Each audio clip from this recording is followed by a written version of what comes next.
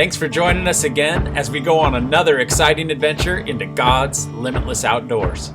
Last week, in the first part of our Balance series, Colton took this behemoth bear, and it was one of the coolest experiences I've ever been on as far as a bear hunt goes in the spring, and one of the fattest bears we've ever taken. This week, we're going deeper into the backcountry, looking for bears right up against the snow line. Welcome to part 2 of the Balance. Hope you enjoy it as much as we enjoyed making it.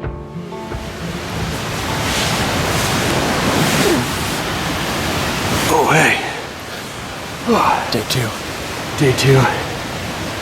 Snuggle my dog all night. This is our view waking up this morning. Well, we made it through the night last night, and we got Colton's bear down here all worked up. We're going to pack it up to a flat up here this morning, and then we're going to continue hunting. We're going to go look for some elk sheds too today, and if we find a bear, that'd be great, but we're not in a real hurry to kill another one now that we already got one out of the way. So, just stay tuned now. I've been in here a long time. Stay tuned. See what we can make happen. Beautiful. Love it up here. Only 100 pounds. Ooh. That's good, dude. Yeah. Spin around. Got a bear. All the gear.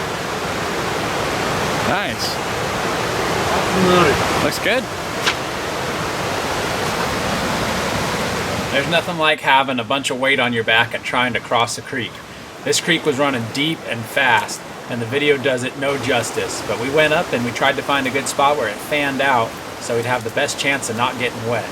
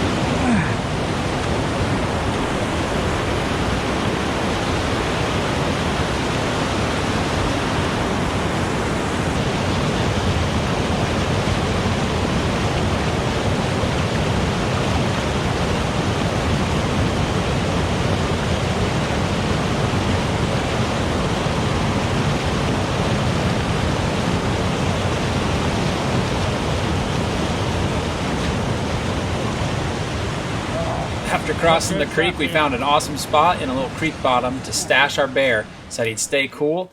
We dried out our boots as best as we could, and we headed up the mountain, deeper into the drainage, looking for a bear.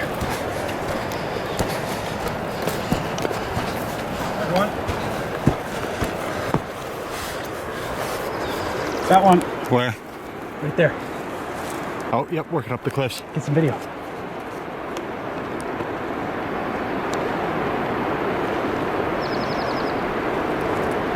Alright, we got another bear spotted. That's bear 3 of the trip.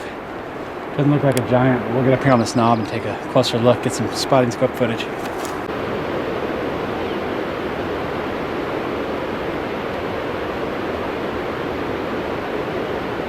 Same ones. Wait, does that make us 2-2? So I just spotted the cub. Jeez. For those of you that don't know, Colton is my younger brother. So right now we are in a fierce competition to see who spots the most bears. Right now I'm winning with 3 bears to his 1. He's trying to claim this cub as one that he spotted. Hammered. That's a no. That one's a no, but it's exciting to see some bears today. So we're just gonna keep pressing up this drainage. I left a 6-point elk shed up on this ridge over here the other day. So I'm gonna grab that and look for some sheds today and just kind of meander around, poke around, look for bears. So we killed just an amazing bear last night. Could not be more pleased. If that's all we got on this trip, that thing is just phenomenal. So we're just gonna enjoy the rest of the time we have up here the next couple days and just wander. Love wandering.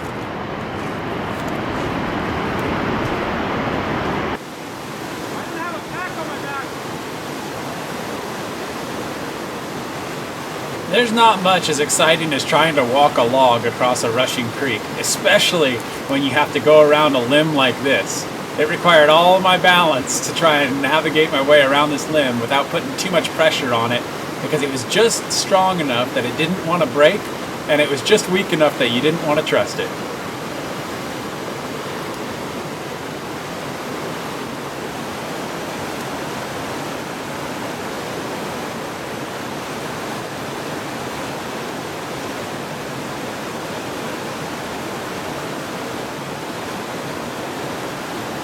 Alright, well, we've come in here about 5 miles so far. We're on the side of this hill, and it's pretty steep and nasty and cliffy, but I have a shed that I left about right here last week, and this is what we want to work for elk sheds all through those openings. It's going to be real nice and green in there, and been seeing bears and this stuff, so we're going to kind of work our way up in here and glass all this for bears, and try and see if we can pick up some elk sheds in here.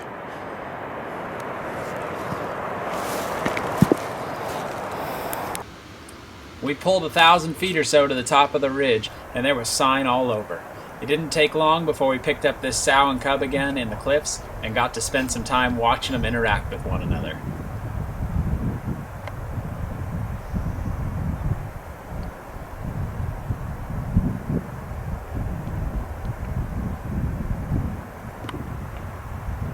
Hey, that tree.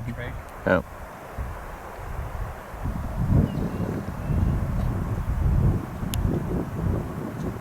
One of the very best tactics that I have ever employed hunting is taking some time when you get to an amazing spot like this and cooking lunch and then just sitting back and relaxing and seeing what comes out. You would be amazed how many animals are right under your nose at any given moment, but sometimes it takes a few hours for them to get up and move around into a place that you can see them. Sometimes they're even just right behind a tree from you. And it didn't take long before I was sleeping with my boots off and Colton hissed out, "There's a bear!"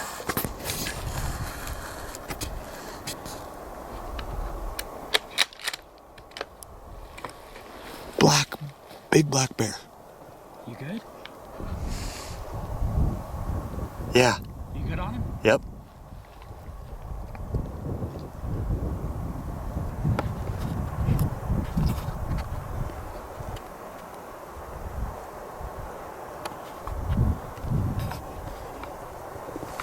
He's heading back to the right. He's broadside right now.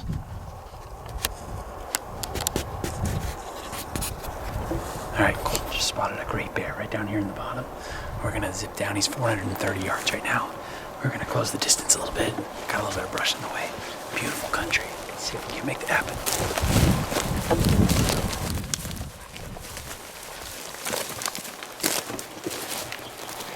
Just whack him when he comes out on that.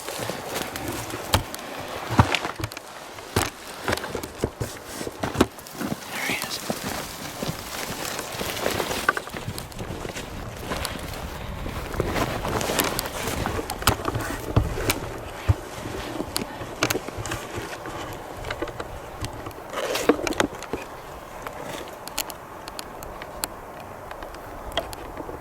Where you are.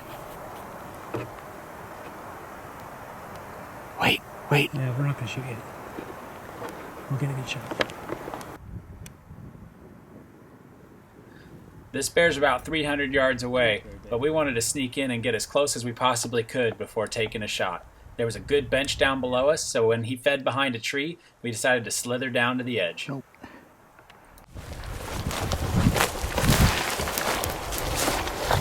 You see him? I don't think that's him. No. I looked right there. Where the hell is he? He's just right down in here. He must have dropped down something. No, he's just right by those trees. Maybe he's even bedded down. Might be.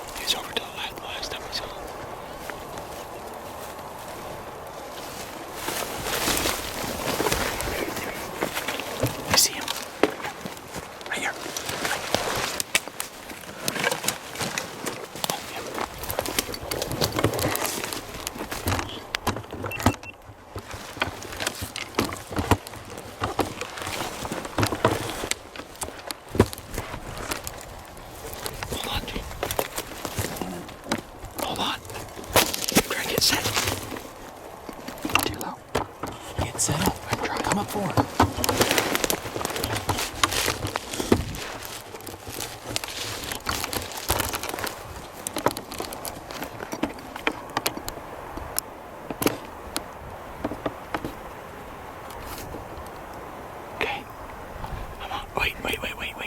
Camera dropping. What's up? Okay. You saw it? Yep.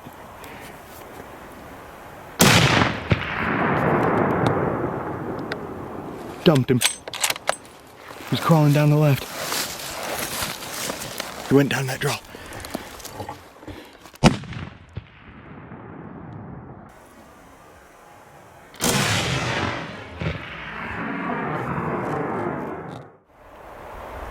Nice shooting, Tex. Yeah, solid. Oh, super solid. Dude, I love being up in the mountains. And that was just, we had some lunch up there at the top of this ridge, and we knew this hillside, these bears just love cliffs, and the grass is coming out, and they're just coming out of their dens. And we just knew, I knew if we sat there long enough, we were going to find us a bear. And Colton, all of a sudden, I love that sound. I love it when you hear the excitement in somebody's voice, and you know exactly what they saw. And Colton says, bear, right there, right down to the bottom. He was like 460 yards or so, and so we wanted to enjoy the process a little bit. We snuck down here. I bet he was maybe 130, 140 yards across this little draw. And tell you what, nothing like watching them and then getting to take one. God has created such a beautiful world here. And in Genesis, he created all the animals, and then he gave man dominion over all the animals, not to be jerks about it or to just recklessly kill them, but to manage them and to enjoy them and to eat from them. And that's what we're doing. It's so cool when you walk in that. And our society nowadays has lost so much touch with the reality of where our food comes from and the process of getting it and the blessing of getting to work for what you eat in a very hands-on way. And so, yeah, that's so cool. I'm very excited and blessed to have the health to be up here and enjoy this. And I don't know, maybe you haven't been a hunter your whole life or you've dreamed about hunting. I just encourage you, just get out there and cut your teeth on it. And there's nothing like getting your own food for your family. We're gonna sneak down in there and see if we can't find this guy. Got a long ways down to go. Steep canyon. Hey, you know what else I really love? Is these Trijicon scopes are absolutely amazing. They have, if you look on their website, they call it, I think, the Bindon aiming concept. And it's just how your mind, your hand-eye coordination, your eye picks up a target, acquires a target like a couple times faster having the green dot in there. And it's all fiber optic here. There's no battery or anything. And that green dot, man, I wish you could have seen it on the bear. It was incredible. There's just this bright green dot, and you just, I don't know, there's something about it. You just know where you're gonna hit. I started shooting these about last year, and man, I would never switch to anything else. It's been a phenomenal scope. So really encourage you to check out the Trijicon scopes.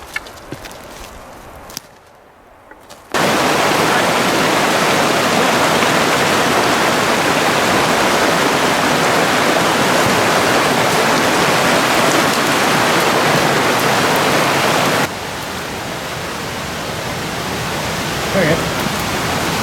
Not a bad bear. Oh, nice. No, not a bad bear at all. Good find. Shake and bake. Oh yeah, he's pretty long actually. I know, he's a good bear. Yeah, he's a good bear.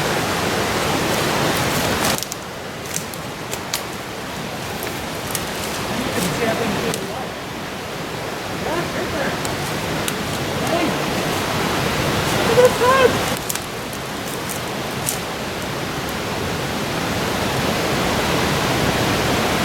Oh yeah, dude.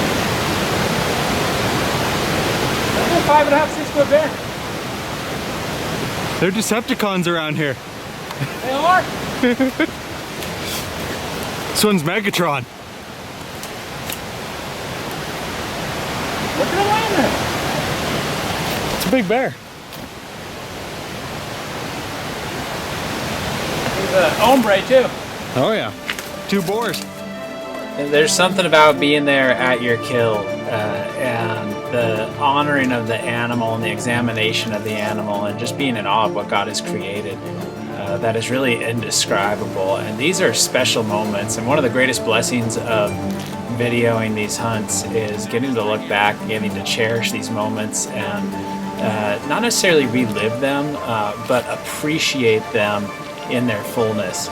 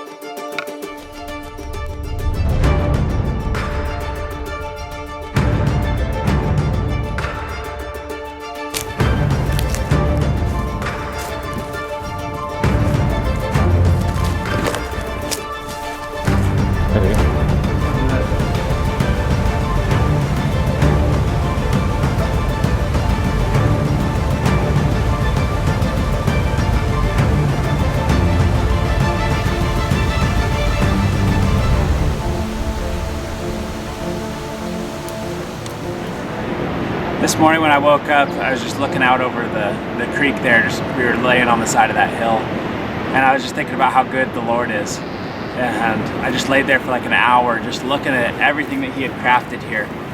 And I was reading in Psalm chapter 4 the other day. It's a psalm written by David, and he says in verse 7 that you, Lord, have put more joy in my heart than when they have their grain full and when they have wine in abundance. And I thought about that for a long time. I think about the joy that comes from just being in relationship with God, from walking with God, from being with Jesus. I remember back before I was a Christian, and there was always this, how would you say it, just a pursuit, just this driving, like this, you just have to try and find joy, and you're trying to find these things that are going to make you happy.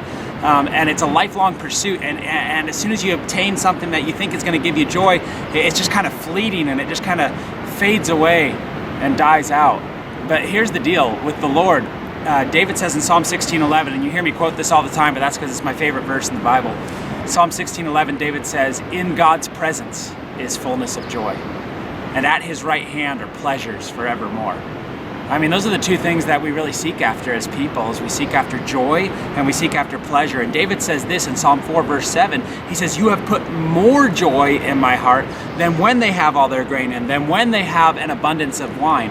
And you just think about the good times maybe that you've had in your life. Well, the reality is David says there's more joy to be found in the Lord than there is anywhere else. And so maybe you find joy out there partying. Maybe you find joy in your possessions. Maybe you find joy in a hobby that you have. Here's what God has to say to you. There's more joy to be found in Him than in those things. It doesn't matter what it is. It doesn't matter how much joy you get in it or out of it. There is more joy in the Lord, in His presence. And that's where you want to be.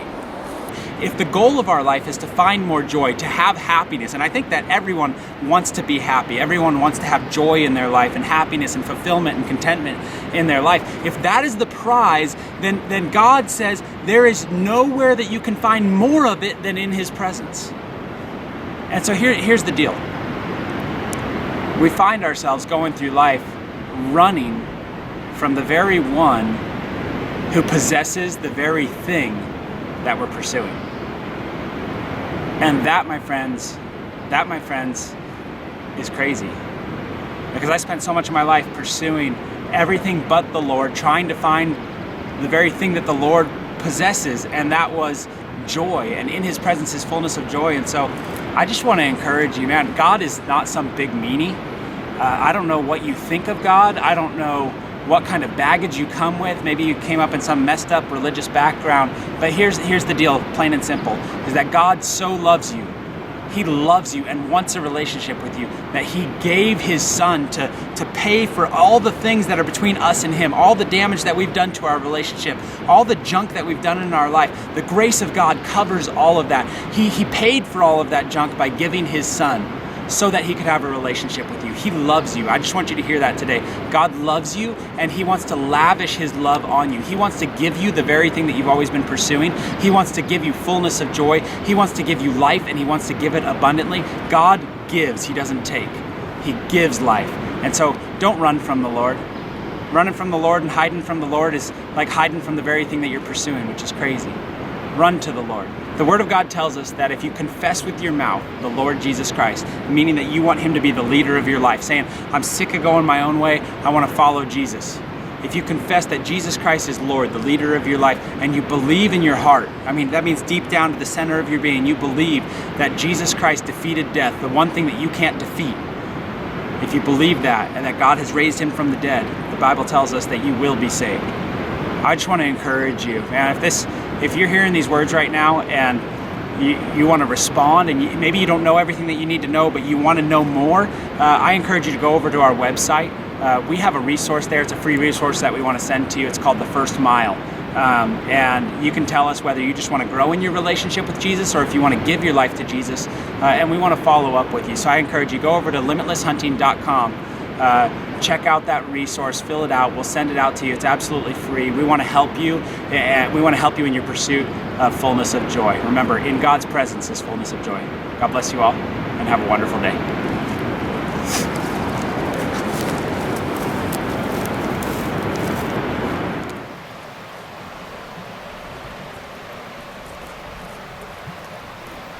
Cooking up some lunch here.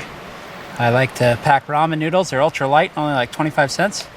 And all your fresh meat, you cut it up, and what you do is you boil your ramen noodles for about a minute in the jet boil. And then I usually have some seasoning to add with it, but you just put the regular seasoning in, boil the noodles for about a minute, and then drop this in and cook for about another minute, and then turn it off. It's got the same kind of concept of like fondue restaurant. I don't know if you've ever been to a Melting Pot, but that's me and my wife's favorite restaurant to eat at. It's Melting Pot. But you only need about a minute on these things if you slice them kind of small like that. And if you overcook them, they get chewy and stuff, so it works, and you got a really good soup. This is just some like flank steak here. Look at all the fat on this bear. Oh, I'm gonna cut a couple pieces of that to get some flavor in there. I just want to take a second and thank you all for taking your time to watch this hunt. I truly hope that you enjoyed it. Also, don't forget, you are only 2 parts into a 6-part series, so join us next week as we follow Brenton Cordell and he takes 2 great black bears. So if you enjoy our work, I would encourage you to subscribe to our channel so you can stay up to date with everything going on. Follow us over on Facebook and Instagram as well. And remember, it doesn't matter what you've done, it matters what you do now. Jesus Christ loves you, and he has an abundant life that he wants to give to you. Walking with Jesus is as wild as the places we hunt. So start walking, my friends. God bless you all, and have a wonderful day.